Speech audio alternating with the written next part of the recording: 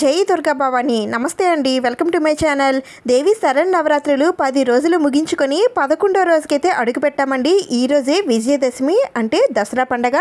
ఈ విజయదశమి రోజునే అమ్మవారు విజయాన్ని సాధించారు కనుక అందుకని దీన్ని విజయదశమి అని అంటారు. ఆ అమ్మవారు ఎలా అయితే విజయాన్ని సాధించారో అలానే మన అందరం కూడా మన జీవితంలో ఎన్నో విజయాలు పొందాలని, అందరం కూడా క్షేమ స్థైర్య ఆయుర ఆరోగ్యాలతో అష్టైశ్వర్యాలతో తులుతూగాలని, ఆ అమ్మవారి శక్తి అందరికీ సంపూర్ణ కలగాలని మనస్ఫూర్తిగా కోరుకుంటూ మీ అందరికీ విజయదశమి శుభాకాంక్షలు అండి. ఈ విజయదశమి రోజున అమ్మవారిని ఏ విధంగా పూజించాలి, నివేదించవలసిన నైవేద్యాలు ఏమిటి, శమీ వృక్ష పూజ ఎప్పుడు చేయాలి, అమ్మవారికి తాంబూలం ఎలా ఇవ్వాలి, దిష్టి ఎలా తీయాలి, అమ్మవారికి ఉద్వాసన ఎప్పుడు చెప్పాలి, పీఠాన్ని ఏ సమయంలో కదపాలి, ఈ రోజు నాన్ వెజ్ తినవచ్చా లేదా, ఇలాంటి ఎన్నో విషయాలు ఈ రోజు వీడియోలో షేర్ చేస్తానండి. మీకు అన్ని కూడా యూజ్ అయ్యే ఇన్ఫర్మేషన్ ఈ వీడియోలో ఉంటుంది. అలాగే పూజా విధానం కూడా అందరూ చేసుకునే విధంగానే సింపుల్ పద్ధతిలోనే చూపిస్తాను. అందుకని వీడియోని ఎక్కడ కూడా స్కిప్ చేయకుండా మొత్తం చూడటానికి అయితే ట్రై చేయండి.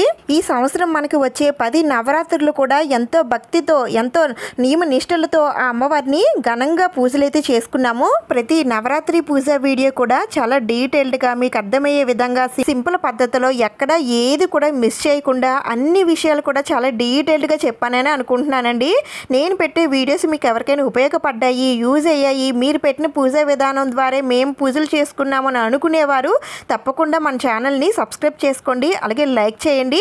ఇక మీదట కూడా మన ఛానల్ని ఫాలో అవ్వండి. శక్తి స్వరూపిణి అయినటువంటి జగన్మాత ఈ నవరాత్రుల్లో మహిషాసురుడు అనే రాక్షసుని సంహరించి చెడుపై మంచి సాధించిన విజయానికి గాను విజయదశమి పండుగను జరుపుకుంటాము. నవరాత్రులు పూర్తయిన మరుసటి రోజే విజయదశమి. దీన్నే మనం దసరా పండుగగా జరుపుకుంటాము. ఈ దసరా పండుగ రోజున అమ్మవారిని ఎంతో ఘనంగా పూజిస్తాము. అయితే ఈ రోజున అమ్మవారిని ఉదయం పూజించాలా లేదంటే సాయంత్రం పూజించాలా, ఈ రోజు అంతా కూడా ఉపవాసం ఉండాలా అనేవన్నీ కూడా తెలుసుకుందామండి. దానికన్నా ముందుగా ఎవరైతే నవరాత్రుల్లో అమ్మవారికి పూజ చేయలేకపోయామని అనుకునేవారు కనీసం ఈ దసరా రోజైనా సరే ఆ అమ్మవారికి పూజ చేసుకొని ఆ అమ్మవారి కటాక్షం అయితే పొందండి. ఒకవేళ ఈ రోజు కూడా పూజ చేసుకునే అవకాశం మాకు లేదండి అని అనుకుంటే ఏం చేయాలనేది కూడా చెప్తాను. ముందుగా మనకి ఈ సంవత్సరం విజయదశమి 2025 అక్టోబర్ 2 గురువారం దశమి తిథితో వస్తుందండి. ఈ దశమి రోజునే అమ్మవారు విజయాన్ని సాధించారు కాబట్టి అందుకని దీన్ని విజయదశమి అని అంటారు. ఈ రోజున అమ్మవారు శ్రీ రాజరాజేశ్వరి దేవి రూపంలో దర్శనమిస్తారు. అమ్మవారు ఆకుపచ్చ రంగు చీరను ధరిస్తారు. ఈ రోజు అమ్మవారికి నివేదించవలసిన నైవేద్యాలు, పువ్వులు, పూజా విధానం అన్ని కూడా తెలుసుకుందామండి. ముందుగా అయితే ఈ రోజు తెల్లవారుజామునే నిద్ర లేచి తలాటి స్నానం చేసి ఇల్లు గుమ్మాలన్నీ కూడా శుభ్రం చేసేసుకొని పూజా మందిరాన్ని పువ్వులతో అందంగా అలంకరించేసుకొని ద్వారబంధాలకి పసుపు కుంకుమలతో తోరణాలతో లక్ష్మీ కళ ఉట్టుపడేలా మీ ఇంటిని అంతటిని కూడా సిద్ధం చేసుకొని పెట్టుకోండి. ఒకవేళ ఈ రోజు మీరు అమ్మవారికి పూజ చేస్తున్నట్లయితే మీరు మీ పూజా మందిరంలోనే సరే చేసుకోవచ్చు, లేదంటే విడిగా పీఠాన్ని ఏర్పాటు చేసైనా సరే చేసుకోవచ్చు. ఆల్రెడీ మేము నవరాత్రుల పూజ కంటిన్యూ చేస్తున్నామని అనుకునేవారు అమ్మవారి పీఠం దగ్గర ఈ పూజ అనేది చేసుకోవచ్చు. నిన్న పూజ చేసినటువంటి పువ్వులు, దీపపు కుందులు, నైవేద్యాలు అన్నీ కూడా తీసేయాలండి. అలాగే నేను మొన్న పెట్టుకున్నాను కదండి వేపాకులు, అవి ఈ రోజుతో తీసేసాను. అయితే ఈ రోజు మళ్ళీ మీరు కొత్తవి పెట్టుకోవాలనుకుంటే తీసుకుని వచ్చి పెట్టుకోవచ్చు అండి. లేదంటే మామిడి కొమ్మలు కానీ లేదంటే అరటి చెట్లు కానీ ఇలా ఏవైనా సరే తెచ్చుకొని మీరు అమ్మవారి దగ్గర పెట్టుకోవచ్చు. అయితే నేను నిమ్మకాయల మాల అయితే వేశాను కదా, అది ఇప్పుడు కూడా తీయలేదండి, ఇలానే ఉంచుకున్నాను. మనం అమ్మవారికి పూజ చేసుకున్న తర్వాత ఈ నిమ్మకాయల మాల అనేది తీయొచ్చు. ఈ రోజు అమ్మవారిని ఎర్రటి పుష్పాలతో కానీ లేదంటే సుగంధభరితమైన పుష్పాలతో కానీ అమ్మవారిని అందంగా అలంకరించుకోవాలి. లేదంటే మీకు దొరికిన పువ్వులతో అమ్మవారిని అలంకరించండి. అందరు అమ్మవార్లతో సహా నేను ఏది కూడా కదపకుండా అలానే ఉంచానండి. పీఠాన్ని నీట్గా ఇలా సిద్ధం చేసేసుకున్నాను. ఒకవేళ మీరు రోజు అమ్మవారిని కదిపేటట్టుంటే ఈ రోజు కూడా అమ్మవారికి అభిషేకం అయితే చేసుకోండి. అలాగే కామాక్షి దీపాలు, వినాయకుడిని అన్నీ కూడా తీసేసి క్లీన్ చేసుకొని మళ్ళీ పూజలో పెట్టుకోండి. ఇంకా విజయదశమి అంటే ఏమిటంటే పురాణాల ప్రకారం రాక్షసుల సంహారం తర్వాత అమ్మవారు ఆగ్రహంతో ఉన్నప్పుడు ఇతర దేవతలు, మునులు, ప్రజలకి కూడా ఏం చేయాలో అసలు అర్థం కాలేదు. మహిషాసురుని వధించిన అవతారం అరవీర భయంకరం. అమ్మవారి అనంత శక్తిని చూసి ముల్లోకాలు ఆశ్చర్యపోయాయి. అమ్మని శాంతింపచేయడం దేవతలకు సాధ్యం కాలేదు. తర్వాత క్రమంగా వివిధ రకాల పూజలు చేసి అమ్మవారిని శాంతింపజేశారు. దాంతో శాంతించిన జగన్మాత దశమి నాడు భక్తులకి వరాలు కురిపించిందని, తనపై భక్తిని చాటుకున్న వారిపై కరుణా కటాక్షాలు చూపించిందని మనకి పురాణాలు అయితే చెబుతున్నాయి. అందుకని ఈ విజయదశమి నాడు చెడుపై మంచి సాధించిన విజయానికి గాను ఆ అమ్మవారిని పూజించి ఎంతో ఘనంగా పూజలు అనేవి నిర్వహించుకుంటాము. ఆ జగన్మాతని ముగ్గురమ్మల మూలపుటమ్మని కూడా అంటారండి. ఆ అమ్మని పార్వతీదేవి రూపంలో, లక్ష్మీదేవి రూపంలో, సరస్వతీదేవి రూపంలో ముగ్గురమ్మల మూలపుటముగా మనం పూజిస్తాము. ఆ ముగ్గురమ్మల్ని ఈ విజయదశమి రోజున ఎలా పూజించాలో ఇక్కడ చూపిస్తున్నానండి. ముందుగా 3 తమలపాకులు అయితే తీసుకోవాలి. దాంట్లో అమ్మవారి బీజాక్షరమైనటువంటి శ్రీం అనే అక్షరం కుంకుమతో రాసి ఈ విధంగా బొట్లు పెట్టుకోవాలండి. తర్వాత 3 పిండి ప్రమిదలు చేసుకోవాలండి. ముగ్గురమ్మలకి సాక్షిగా 3 ప్రమిదలను అయితే మనం పెట్టుకోవాలి. అది కూడా పిండి ప్రమిదలు తీసుకుంటే చాలా చాలా మంచిదండి. 3 పిండి ప్రమిదలు తయారు చేసుకొని చక్కగా చందనం కుంకుమలతో బొట్లు పెట్టుకోండి. ఒకవేళ పిండి ప్రమిదలు పెట్టుకోలేకపోయినట్లయితే కనీసం మట్టి ప్రమిదలైనా సరే పెట్టుకోండి. అమ్మవారికి పిండి దీపాల్లో దీపారాధన చేస్తే చాలా చాలా మంచిది. ఈ ముగ్గురమ్మలకి మనం పూజ చేస్తున్నాం కాబట్టి అందుకనే ఇలా 3 ప్రమిదలు పెట్టుకొని ఆ అమ్మవారిని మనం దీపంలోనే చూసి పూజిస్తాం కాబట్టి అందుకనే ఆ అమ్మవారు ఆ దీపంలోనే కొలువై ఉన్నట్టుగా భావన చేసుకొని పూజనైతే చేస్తామండి. అందుకని ఈ దీపపు ప్రమిదలకి చక్కగా పెద్ద పసుపుతో అలాగే కుంకుమతో బొట్లు అయితే పెట్టండి. ఆ తర్వాత దీంట్లో స్వచ్ఛమైన ఆవు నేతితో దీపారాధన చేయాలండి. అలాగే అమ్మవారికి ఎంతో ఇష్టమైన ఎరుపు వత్తులతో దీపారాధన చేయడానికి ట్రై చేయండి. వీటిలో ఏవి లేకపోయినా సరే మీ శక్తి కొలది మీరు పూజ అనేది చేసుకోవచ్చు. ఆ తర్వాత అమ్మవారిని ఈ విధంగా పువ్వులతో అందంగా అలంకరించేసుకోండి. ఈరోజు ఆ ముగ్గురమ్మల మూలపుటమ్మ అయినటువంటి కనక దుర్గాదేవి అమ్మవారిని పూజించడం వలన ముగ్గురమ్మల ఆశీర్వాదం, కటాక్షం అన్నీ కూడా మనకి కలుగుతాయి. ఈ పిండి ప్రమిదలతో పాటుగా కామాక్షి దీపాలు ఇంకా ఏవైనా దీపపు కుందులు మీరు పూజలో పెట్టుకోవచ్చండి. నేనైతే పూజలో అన్ని సామాగ్రి కూడా పెట్టేసుకొని ఇలా పువ్వులతో అందరు అమ్మవార్లను కూడా అందంగా అలంకరించేసానండి. ఇప్పుడు ఇంకా పూజ ఎలా చేయాలో చూద్దాం. మీ దగ్గర జవ్వాది పౌడర్ కానీ లేదంటే లిక్విడ్ కానీ అత్తరు కానీ ఏది ఉంటే అది తప్పకుండా పూజలు అయితే వేయండి. అలాగే కొద్దిగా పసుపు జాలాన్ని తప్పకుండా అమ్మవారి పైన, అమ్మవారి దగ్గర ఉంచినటువంటి వస్తువులపైన తప్పకుండా చల్లండి. అలాగే ఒక ఇత్తడి చెంబుతో నీళ్లు కూడా అమ్మవారి పక్కగా పెట్టుకోండి. ఇప్పుడు ఇంకా పూజ ఎలా చేయాలో చూద్దాం. ముందుగా ఏకహారతతో కానీ అగరబత్తులతో కానీ కామాక్షి దీపాలు వెలిగించాలండి. ఒకటి పెట్టుకున్నా పర్వాలేదు, 2 పెట్టుకున్నా పర్వాలేదు. మీరు ఎన్ని పెట్టుకుంటే అన్ని కామాక్షి దీపాలు ముందుగా వెలిగించిన తర్వాత మిగిలిన దీపపు కుందులన్నీ కూడా వెలిగించుకోండి. ఇక్కడ మనం పెట్టుకున్న పిండి దీపాలు మాత్రం తర్వాత వెలిగించాలండి. ఈ దీపపు కుందులన్నీ కూడా వెలిగించేసుకున్న తర్వాత ఆ దీపాల దగ్గర కొద్దిగా అక్షింతలు వేసి ముందుగా దీపలక్ష్మికి దండం పెట్టుకోండి. ఆ తర్వాత వినాయకుడికి పూజనైతే స్టార్ట్ చేయాలండి. వినాయకుడు అష్టోత్తరాలు కానీ లేదంటే ఓం గం గణపతియే నమః అనే మంత్రాలతో కానీ ఆ స్వామివారికి పసుపు కుంకుమ అక్షింతల పువ్వులతో ఆ స్వామివారికి పూజనైతే చేసుకోండి. ఆ తర్వాత స్వామివారికి అగరబత్తులతో ధూపం చూపించి నైవేద్యం నివేదన చేయాలి. పళ్ళు కానీ లేదంటే మీరు చేసినటువంటి ప్రసాదాలు కానీ ఏవైనా సరే, బెల్లం కానీ ఏదైనా సరే స్వామివారికి నైవేద్యంగా నివేదన చేసిన తర్వాత ధూపం చూపించి హారతినివ్వండి. ఆ తర్వాత ఆ స్వామివారికి నమస్కారం చేసుకోండి. తండ్రి, ఈ నవరాత్రులు అన్ని రోజులు కూడా మాకు ఎలాంటి ఆటంకాలు లేకుండా, ఎలాంటి విఘ్నాలు లేకుండా చేసినందుకు చాలా చాలా కృతజ్ఞతలను స్వామివారికి చెప్పుకోండి. అలాగే మా జీవితాల్లో కూడా ఎలాంటి విఘ్నాలు లేకుండా చూడు తండ్రి అని ఆ స్వామివారికి ప్రార్థించండి. ఆ తర్వాత మనం పెట్టుకున్న ముగ్గురమ్మల తాలూకా పిండి దీపాలు ఏకహారతతో వెలిగించండి. ఆ తర్వాత ఈ దీపాల దగ్గర కొద్దిగా పసుపు కుంకుమ అక్షింతలు పువ్వులు వేసి అగరబత్తులతో ధూపం చూపించి ఆ అమ్మవార్లు ఆ దీపంలోనే కొలువై ఉన్నారు అన్నట్టుగా భావన చేసుకొని ఆ ముగ్గురమ్మలకి ఆహ్వానం పలికి దండం పెట్టుకోండి. అలాగే మనం పెట్టుకున్న అమ్మవారి ఫోటో దగ్గర, అమ్మవారి విగ్రహాల దగ్గర కూడా కొద్దిగా పసుపు కుంకుమ అక్షింతలు వేసి అగరబత్తులతో ధూపం చూపించి ఈ 10వ రోజున రాజరాజేశ్వరి దేవి అమ్మవారి అవతరణ కాబట్టి ఆ అమ్మవారికి స్వాగతం పలికి ఈ విజయదశమి పూజ కూడా స్వీకరించి తెల్లి అని చెప్పుకొని ఆ అమ్మకి దండం పెట్టుకోండి. అలాగే ఈ శ్లోకం కూడా చదువుకోండి.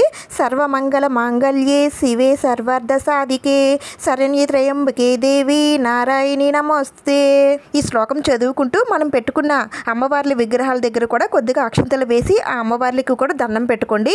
ఇప్పుడు ఆ అమ్మవారి మంత్రాలన్నీ కూడా చదువుకోవాలి. ఈ రోజు రాజరాజేశ్వరి దేవి అలంకరణ కాబట్టి ఆ అమ్మవారికి సంబంధించిన అష్టోత్తరాలు లేదంటే అమ్మవారి అష్టకం లేదా కనకదార స్తోత్రాలు, లలిత సహస్రనామాలు ఇలా మీకు ఏది వస్తే అవన్నీ కూడా చదువుకుంటూ మంగళకరమైన వస్తువులతో కానీ లేదంటే అమ్మవారికి ఎంతో ఇష్టమైన ఎర్రటి పువ్వులతో కానీ లేదంటే సుగంధభరితమైన పువ్వులతో కానీ లేదంటే కుంకుమతో కానీ ఎరుపు అక్షింతలతో కానీ ఆ అమ్మవారిని పూజించాలి.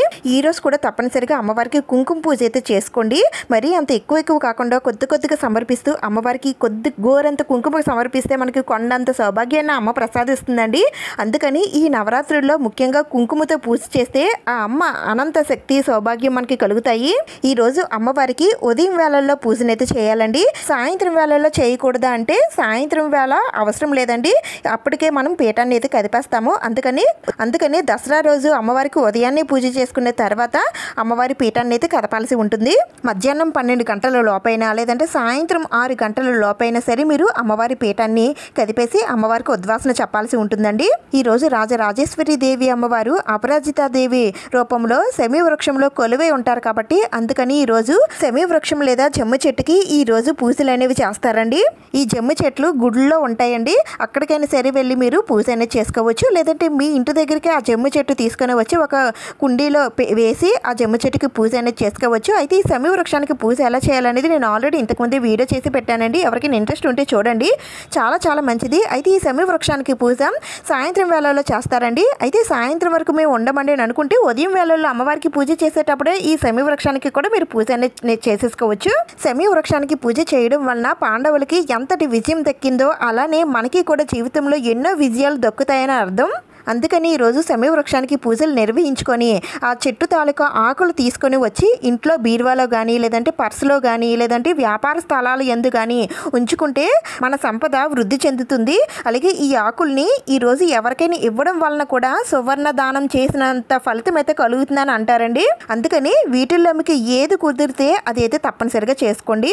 అలాగే ఈరోజు ఆయుధాలకి వాహనాలకి కూడా తప్పనిసరిగా పూజలు అనేవి నిర్వహించుకోవాలి. వృత్తిపరంగా తమ ఆయుధాలకి ఈరోజు పూజనైతే చేసుకోవాలండి. అలాగే వాహనాలకి కూడా ఈరోజు పూజ చేయడం వలన భవిష్యత్తులో ఎలాంటి ప్రమాదాలు జరగకుండా ఆ తల్లి కాపాడుతుందనే నమ్మకంతో ఈరోజు వాహనాలకి కూడా ఎంతో చక్కగా అలంకరణ చేసి పూజలు అనేవి చేస్తారు. ఇంకా ముఖ్యంగా ఈ విజయదశమి రోజునే విజయ ముహూర్తం అనేది వస్తుందండి. ఈ ముహూర్తంలో మనం ఏం పని చేసినా సరే అన్నీ కూడా మనకి విజయాలే కలుగుతాయి. విజయ ముహూర్త కాలం మధ్యాహ్నం 1:50 నుండి 2:38 వరకు అత్యంత శుభముహూర్తం ఇది. ఈ సమయంలో మీరు ఏ పనులు ప్రారంభించాలనుకున్నా ఏ కొత్త పనులు స్టార్ట్ చేయాలనుకున్నా ఈ సమయంలో చేస్తే అన్ని విజయాలే దక్కుతాయి. అలాగే ఈరోజు పాలపెట్టను చూసిన వారికి ఎంతో అదృష్టం కలుగుతుందని కూడా అంటారండి. అయితే ఈ విజయదశమి రోజు చేయవలసిన అన్ని విశేషాలతో పాటుగా పూజా సమయాలు అన్నీ కూడా ఈ వీడియోలో ఉన్నాయి, ఇంట్రెస్ట్ ఉంటే చూడండి.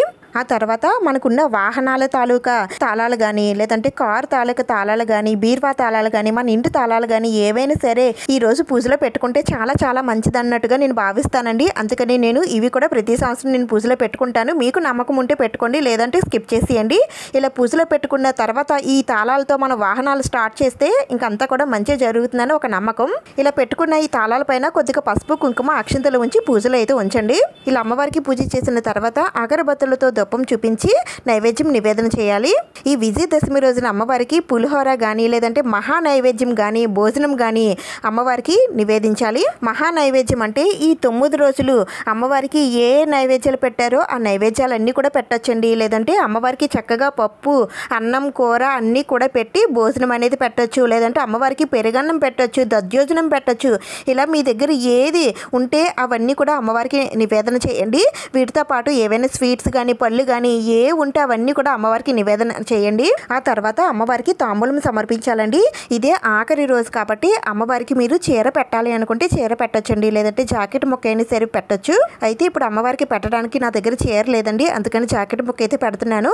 ఒకవేళ ఈరోజు అమ్మవారికి మీరు చీర పెట్టలేకపోయినా బాధపడిన అవసరం లేదండి. మీరు ఎప్పుడైతే అమ్మవారి గుడికి వెళ్తారో ఆ గుడి దగ్గర అమ్మవారికి సమర్పించవచ్చు. ఇలా ఒక జాకెట్ ముక్క తీసుకున్నానండి. తర్వాత 2 తమలపాకులు తీసుకోవాలి. తర్వాత 2 పళ్ళు అరటి పళ్ళు తీసుకోవాలి. ఏ పళ్ళు అయినా సరే 2 తీసుకోవాలి. తర్వాత పసుపు కుంకుమ వక్కలు చిల్లర నాణం గాజులు అర డజన్ కానీ డజన్ కానీ పెట్టండి. అవి ఏ కలర్ అయినా సరే పర్వాలేదు. తర్వాత పువ్వులు ఇంకా మీరు పెట్టాలి అనుకుంటే అమ్మవారి కోసం కాటుక తిలకం పారాని కోను ఇవన్నీ కూడా పెట్టి ఇవ్వచ్చండి. నేనైతే ఇవే పెట్టాను. ఇవి పెట్టేసి అమ్మవారికి నేను తాంబూలం అయితే సమర్పిస్తున్నాను. నా శక్తి కొలది మీకు తాంబూలం సమర్పిస్తున్నాను తల్లి, స్వీకరించి తల్లి అని చెప్పుకొని అమ్మవారికి తాంబూలాన్ని అందివ్వండి. ఆ తర్వాత ఈ తాంబూలాన్ని మీరు అమ్మవారికి సమర్పించిన తర్వాత ఈ తాంబూలం మీరే ఉంచుకోవచ్చండి. లేదంటే ఈరోజు ఎవరికైనా ముత్తైదువులను పిలిచి ఈ తాంబూలాన్ని ఆ ముత్తైదువులకు ఇవ్వచ్చండి. పూర్ణ ఫలమైనటువంటి కొబ్బరికాయను కూడా ఈరోజు తప్పనిసరిగా కొట్టాలండి.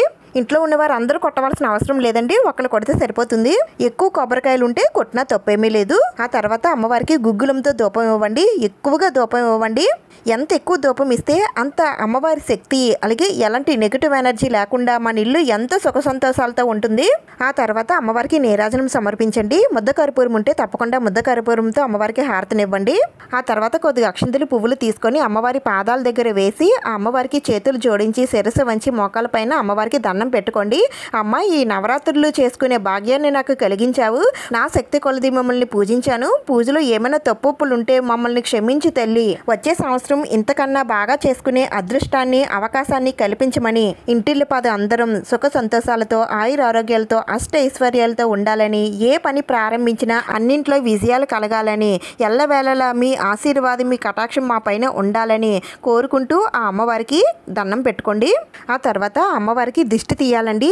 ఎందుకంటే ఈ 10 రోజులు కూడా అమ్మవారిని చూసుకుంటూ అమ్మవారికి పూజలు అనేవి చేస్తూ ఉన్నాం కదండి. అనుకోకుండా మన దిష్టే అమ్మవారికి తగలచ్చు, లేదంటే ఎవరైనా బయట నుంచి వచ్చిన వారి దిష్టి అయినా సరే అమ్మవారికి తగలచ్చు. అందుకని ఈ విధంగా తప్పనిసరిగా అమ్మవారికి దిష్టిని అయితే తీయండి. దానికోసం ఒక ఎత్తడి పళ్ళెం తీసుకోండి. దానికి పసుపు కుంకుమలతో బొట్లు పెట్టుకొని దాంట్లో కొద్దిగా నీళ్లు వేసుకొని తర్వాత దాంట్లో కొద్దిగా సున్నం ఉంటే సున్నం వేసుకోండి, లేదంటే కొద్దిగా పసుపు అలాగే కుంకుమ వేసుకొని ఎర్ర నీళ్ళు అయితే సిద్ధం చేసుకోండి.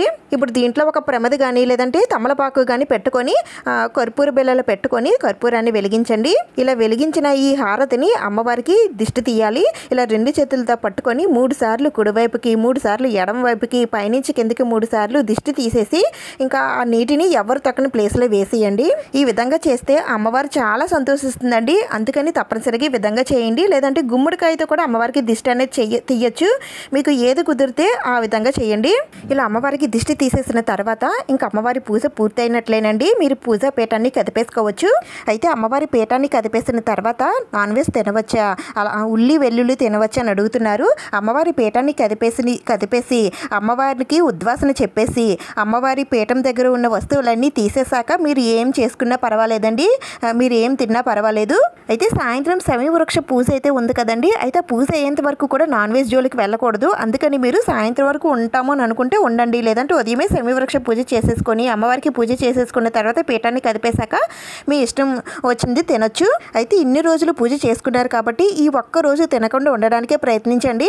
ఎలాగో మనకి ఈరోజు గాంధీ జయంతి కూడా రాబోతుంది కాబట్టి ఈరోజు నాన్ వెజ్ లాంటివి ఏమి కూడా అమ్మరు. అయితే ఉల్లి వెల్లుల్లి తినవచ్చు అని అడుగుతున్నారు. ఉల్లి వెల్లుల్లి కూడా ఈ రోజు ఒక్కరోజు తినకుండా ఉండడానికి అయితే ప్రయత్నించండి. అలాగే ఈరోజు ఉపవాసం ఉండవలసిన అవసరం ఏమీ లేదు. ఉదయం పూజ అయ్యేంత వరకు ఉపవాసంతో ఉండి పూజ అయిన తర్వాత మీరు భోజనం అనేది చేసేవచ్చు.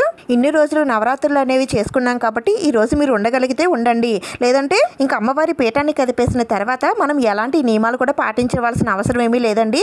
మీరు ఎలా అయితే రోజు పనులు చేసుకుంటారో ఆ విధంగానే చేసుకోవచ్చు. ఇలా పూజ చేసుకున్న తర్వాత అమ్మవారికి పూజ చేసిన కుంకుమని నుదుటిని ధరించండి. అక్షింతలు ఏమైనా ఉంటే శిరస పైన వేసుకోండి. ఇంకా అమ్మవారికి పెట్టిన నైవేద్యాలన్నీ కూడా మీరు తీసుకొని తినొచ్చండి. ఈ పిండి ప్రమదలు కొండెక్కిన తర్వాత ఈ ప్రమదల్ని పారే నీటిలో వదిలిపెట్టేయండి. ఇంకా అమ్మవారి పూజలో ఉంచినటువంటి నిమ్మకాయలను కానీ నిమ్మకాయల మాలను కానీ ఈరోజు వాహనాలకి పూజ చేసేటప్పుడు ఆ నిమ్మకాయలను కడితే చాలా చాలా మంచిదండి.